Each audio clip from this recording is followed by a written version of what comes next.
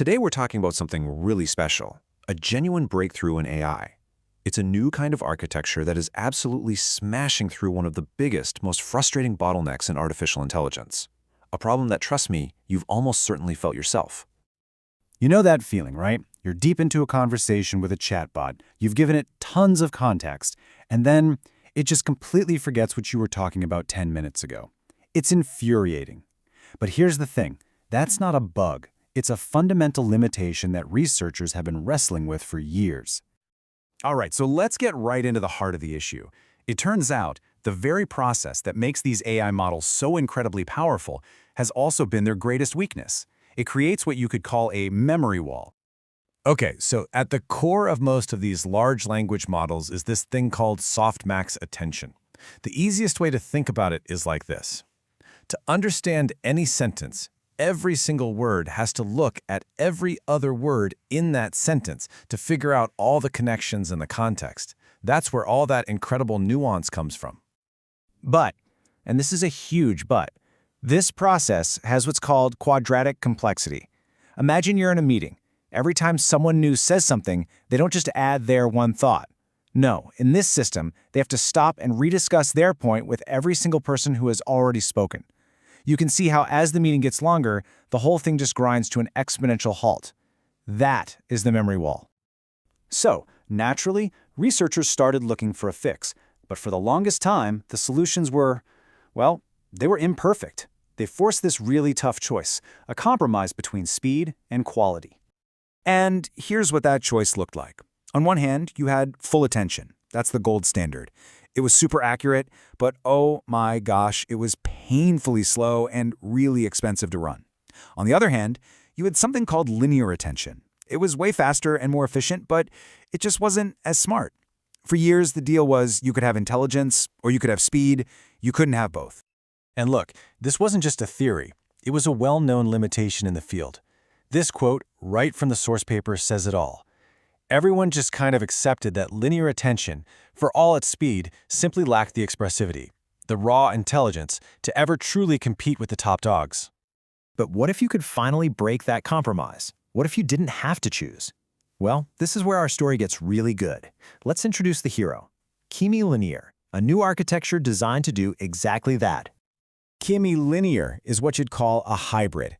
It's a whole new approach that is designed from the ground up to get the best of both worlds. You know, the high performance of full attention and the insane efficiency of linear attention. It just flat out refuses to accept that old trade-off.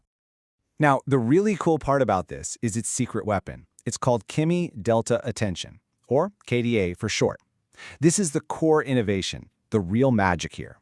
It's a totally new kind of linear attention that has this incredibly precise gating mechanism. Think of it like a really, really smart filter for controlling its memory.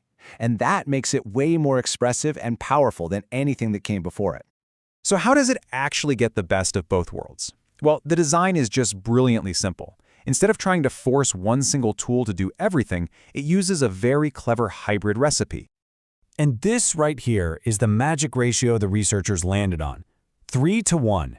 For every single layer of that super powerful but slow, full attention, they swap in 3 layers of the new, hyper-efficient Kimi Delta Attention.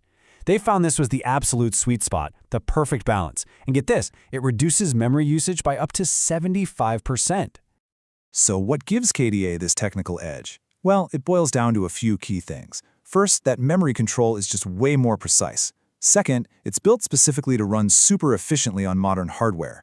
It also has a much better grasp of word order in a sentence, and when you put it to the test on memory tasks, it just blows all the older linear methods right out of the water. Okay, so the theory is fantastic, but does it actually work?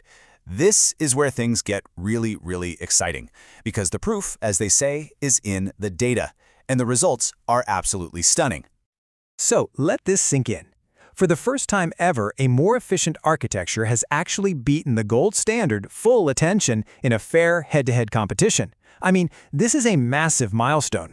And this chart just illustrates the win perfectly. On a graph like this, you want to be in the top right quadrant. That means you're both high performance and fast. And just look where Kimi Linear lands for both short and long tasks. It's not a trade-off anymore. It's a clear win-win. Now check out what happens when you really push it, when the conversation gets super long. That dotted green line is standard attention. You can see its processing time just skyrockets into orbit. But the solid purple line, that's Kimi linear. It stays low, it stays stable. The longer the conversation goes, the bigger and more undeniable its advantage becomes. Let's put a hard number on that advantage. When you're processing a truly massive, 1 million token context, that's like feeding it a 750,000-word novel. Kimi linear is over 6 times faster, 6.3 times. The efficiency gain at that scale is just mind-blowing. And don't forget, this isn't just about going faster. We're talking about being smarter, too.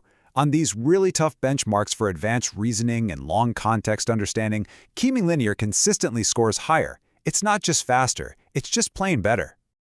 So, a faster, smarter AI memory is awesome, but what does it actually mean for us in the real world?